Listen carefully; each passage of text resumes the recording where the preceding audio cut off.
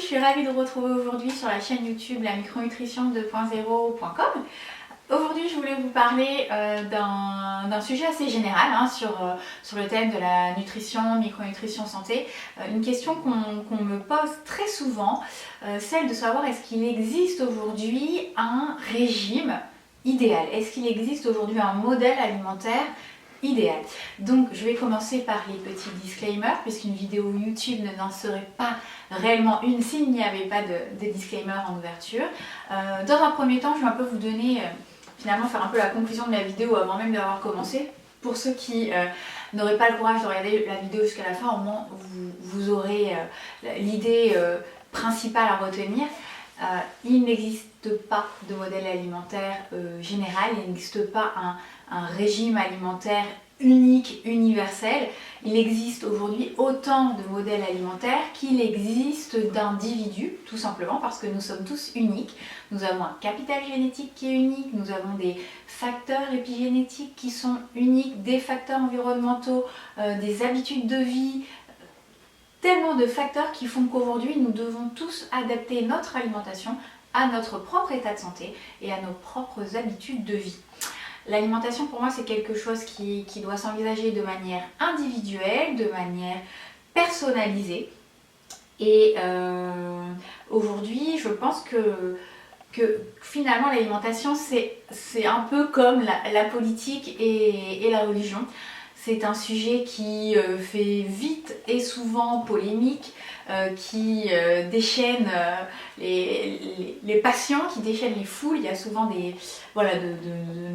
nombreuses polémiques et de nombreux conflits entre pro-vegan, pro-végé, pro-viande et les crudivores, tous ces courants là qui créent des modes alimentaires. Pour le coup là c'est une mode et pas un modèle. Donc voilà, pour moi l'alimentation doit se concevoir de manière personnelle et individualisée.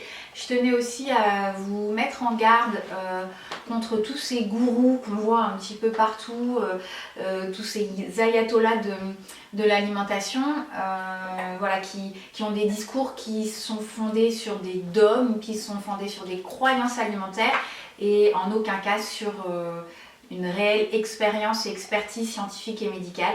Donc ne vous laissez pas tenter par ce type de discours qui pourrait être effectivement donner peut-être envie parce que ces personnes qui s'adressent à vous ont peut-être un physique très avantageux ou que sais-je, ou un discours qui vous plaît, qui vous parle. Faites attention aujourd'hui, l'alimentation on le sait et on le sait depuis longtemps, c'est notre première médecine. L'alimentation c'est le premier pilier de notre santé et donc il ne faut pas s'amuser à faire tout et n'importe quoi. Ne confiez pas votre santé à n'importe qui. On fait tous attention quand on choisit son coiffeur et pourtant il ne s'agit que de cheveux et les cheveux ça repousse quand on a eu une déception en termes de couleur ou que sais-je. La santé on n'en a qu'une, il faut la préserver. Alors je ne peux que vous recommander l'extrême prudence concernant tous les conseils que vous pourrez entendre à droite, à gauche, d'amis, d'entourage, sur les médias, les réseaux sociaux. Faites attention, en France on a quand même la chance d'avoir des formations universitaires qui sont d'une excellente qualité, post-doctorat. On a l'extrême privilège d'avoir l'Institut européen de diététique et de micronutrition, l'IEDM, qui est basé à Paris et qui propose des cycles de formation et de perfectionnement en nutrition et en micronutrition pour les professionnels de santé. Alors on a des professionnels de santé qui sont compétents en France. Adressez-vous à eux. Voilà, c'est tout ce que j'ai à dire. Alors oui, pas beaucoup. Certaines personnes ont régulièrement l'objection du prix. Et moi je pense que quand on est capable de dépenser des dizaines d'euros dans des compléments alimentaires bidons et soi-disant miracles, dans le dernier livre d'un régime minceur à la mode, dans je ne sais quelle technique de minceur, je pense qu'on est tout à fait apte de consacrer un budget, à la consultation, à consulter un vrai professionnel de santé qui va mettre à votre disposition ses compétences, son expertise. Voilà, ça ne sera pas un gourou ou une personne qui aura lu 3 bouquins et qui n'aura donc aucune légitimité pour vous conseiller en termes d'alimentation. Voilà ce que je voulais dire pour les disclaimers. On va attaquer tout de suite donc cette fameuse notion de régime alimentaire santé. Existe-t-il un unique modèle alimentaire ou au contraire doit-on plutôt aller vers la personnalisation des modèles alimentaires? Moi je suis 100% pour la personnalisation et l'individualisation des modèles alimentaires. C'est les grands principes qui sont véhiculés par la micronutrition. À chaque patient correspond un modèle alimentaire en fonction de son état de santé. Pour moi c'est une évidence. Aujourd'hui on sait qu'on a une trame de base, on va dire un canevas sur lequel on va aller greffer des modèles plus spécifiques en fonction de l'état de santé de chaque individu. Et ce canevas de base, c'est celui dont je vais vous parler parce qu'aujourd'hui, on peut considérer que c'est le modèle alimentaire santé. Alors, quel est-il ce modèle alimentaire? C'est le modèle alimentaire méditerranéen d'inspiration crétoise. Vous avez dû entendre parler de ce fameux régime crétois. Donc les études ont largement démontré son intérêt. Alors pourquoi est-ce qu'on parle de régime méditerranéen d'inspiration crétoise? Tout simplement parce que dans les régions dans lesquelles on vit, on est quand même plus orienté huile d'olive qu'huile de colza, et finalement en Crète, ils n'utilisaient pas d'huile de colza. Ils avaient à disposition des végétaux, des plantes grasses et également des sous-produits animaux et produits animaux qui étaient très riches en un acide gras polyinsaturé essentiel qui s'appelle l'acide alpha-linoléique, qui est ce fameux oméga 3, ce chef de file de la longue série des oméga 3, c'est si intéressant pour la santé aujourd'hui. Et donc du coup, dans nos régions, ce ne sont pas des aliments auxquels on a accès. On a donc trouvé un moyen de compenser ce manque en introduisant l'huile de colza en tant qu'huile végétale. Donc c'est pour ça qu'on parle de modèle méditerranéen d'inspiration crétoise, puisqu'on conserve l'huile d'olive. Donc l'huile d'olive, je vous rappelle, a des propriétés également très intéressantes. Elle est riche en oméga 9, en acide oléique. Cet oméga 9 qui a des propriétés bénéfiques pour la santé, notamment sur la protection de l'oxydation du cholestérol. Donc on va associer cet acide oléique, donc cette huile d'olive, à la fameuse huile de colza qui présente un excellent profil en acide gras essentiel, donc un très bon rapport oméga 6, oméga 3.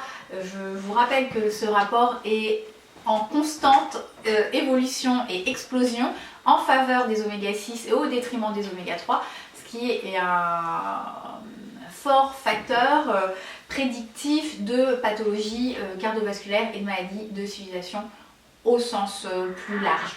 Donc voilà, ce modèle alimentaire méditerranéen d'inspiration crétoise se base sur les apports en oméga 3, potentialiser les apports en oméga 3. Ça passe donc par l'utilisation d'huile de colza, ça passe également par l'utilisation et la consommation au quotidien ou en tout cas régulièrement de poissons gras qui sont également riches en oméga 3, donc de préférence les petits poissons gras.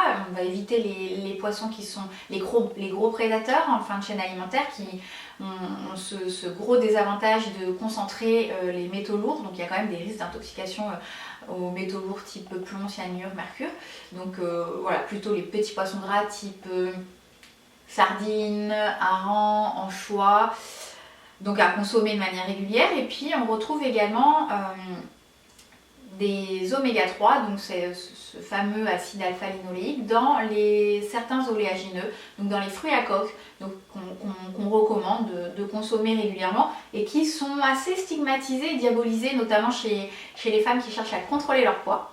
Je vais juste faire la petite différence entre les apports en oméga 3 que vous aurez par les poissons gras, qui sont quand même indispensables, même si vous utilisez de l'huile de colza, même si vous mangez des fruits à coque, ils sont indispensables parce que là on a directement des oméga 3 qu'on appelle des oméga 3 longue chaîne, qui sont les EPA et les DHA, qui ont un intérêt majeur en termes de protection cardiovasculaire, au niveau également du cerveau et au niveau des yeux.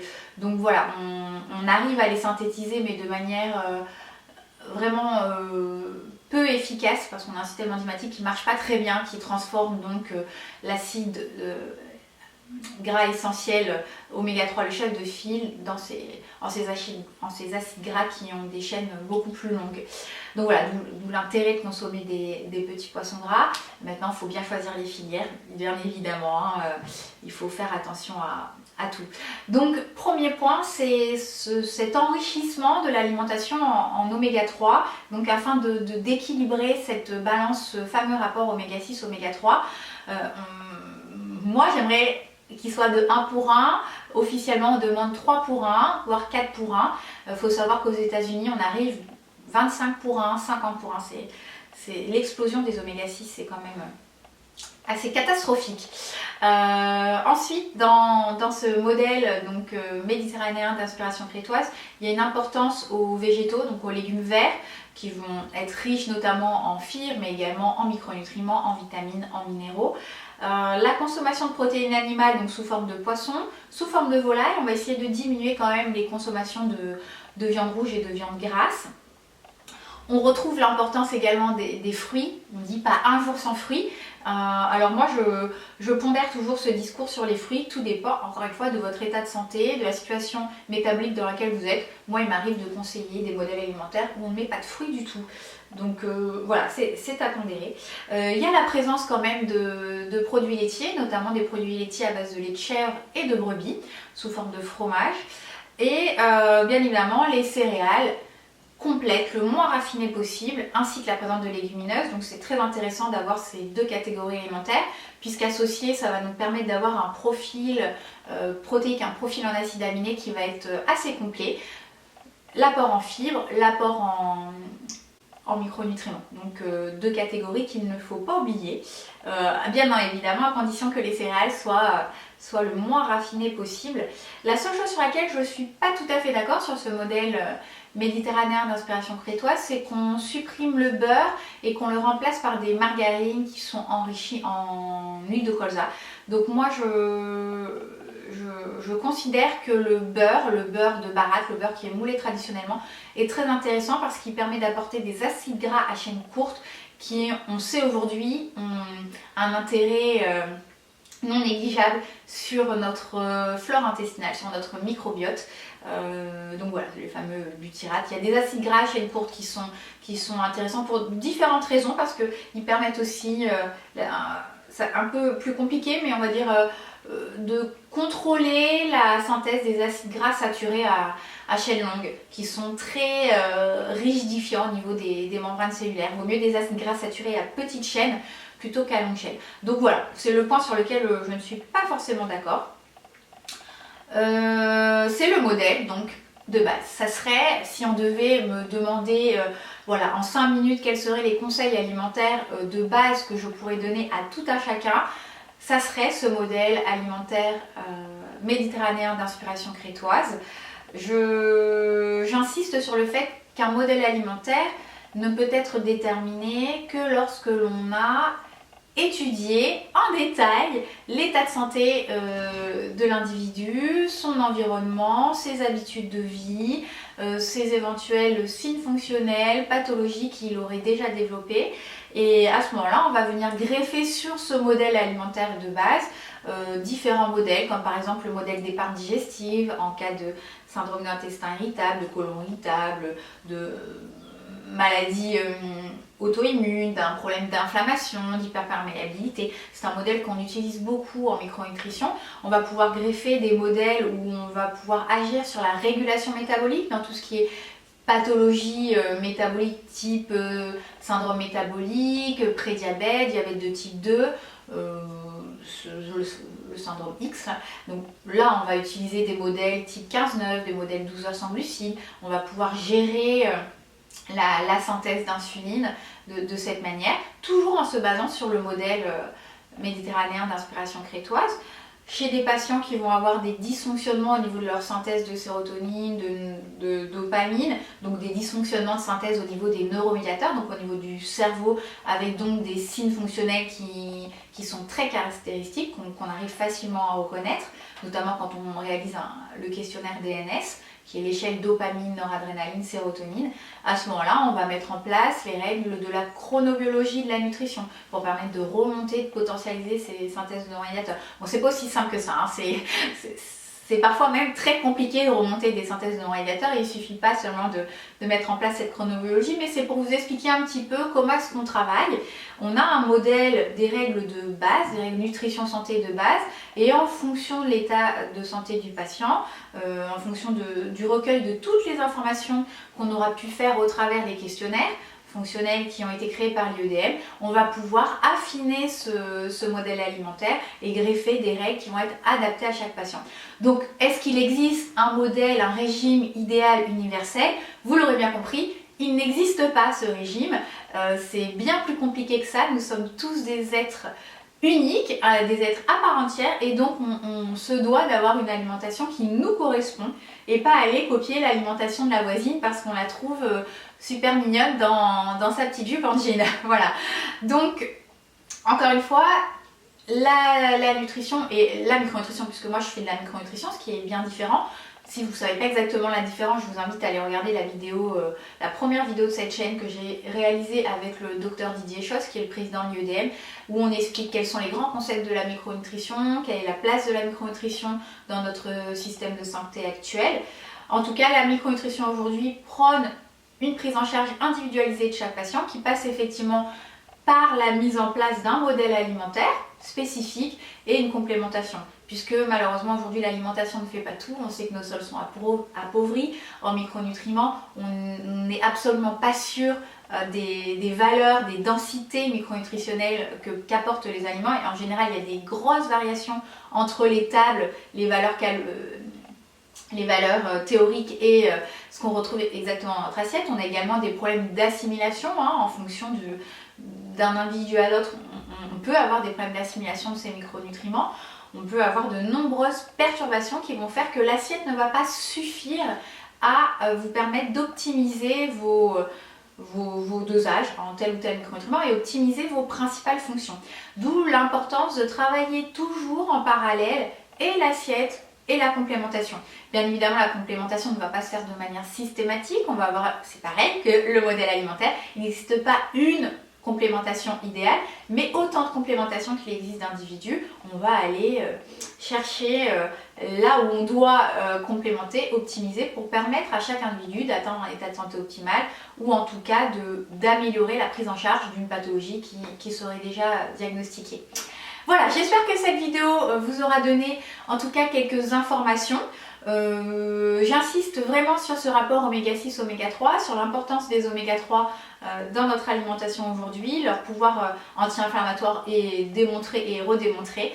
Et donc sur cette consommation de petits poissons gras qui sont souvent un peu boudés. Je m'en rends bien compte aujourd'hui dans ma patientèle, les petits poissons gras sont extrêmement boudés. Laissez-moi en commentaire le thème de vidéo que vous aimeriez que j'aborde la prochaine fois de manière générale. Évidemment, il ne s'agit pas de faire de conseils personnalisés sur cette chaîne YouTube, ça n'a pas lieu d'être. Il s'agit de parler d'aborder des sujets très généraux et vous donner envie de découvrir la micronutrition, mais en aucun cas de donner des conseils personnalisés qui auraient pour vocation de se substituer à une consultation. La consultation de micronutrition est un acte médical qui doit se passer hors de YouTube. Voilà, en tout cas, j'espère que ces conseils vous auront plu et je vous dis à bientôt sur la chaîne YouTube et sur le blog de la micronutrition 2.0.com. À bientôt!